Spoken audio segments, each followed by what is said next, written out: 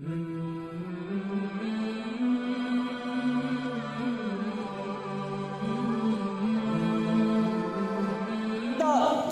کے دن جب اللہ رب العزت کے سامنے حاضر ہوگا، اسے پیش کیا جائے گا،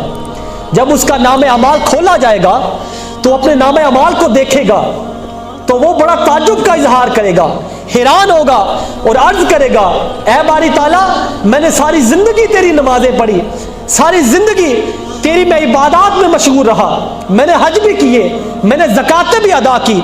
میں صدقہ و خیرات بھی کرتا رہا، راتوں کو اٹھ کر اے باری تعالیٰ میں تیری عبادت کرتا رہا، لیکن آج میں یہ کیا دیکھ رہا ہوں کہ میرے نام اعمال میں کوئی نیکی نہیں ہے۔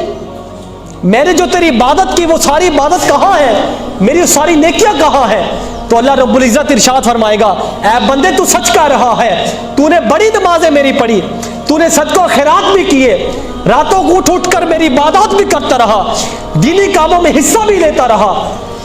تو نے بڑے حج بھی کیے، تو نے عمرے بھی کیے، تو نے میری عبادت بھی کرتا رہا، لیکن اے بندے جب تو میرے دربار میں آتا تھا، میرے گھر میں آتا تھا، نماز پڑھتا تھا، نماز پڑھ کے جب تو مسجد سے باہر جاتا تھا تو اپنے دوستوں میں بیٹھ کر جب تو میرے بندوں کی غیبت کیا کرتا تھا، اس غیبت کرنے کی وجہ سے میں نے ساری زندگی کے تیرے اعمال، ساری زندگی کی تیری نیکیاں میں نے ضائع کر دی ہیں۔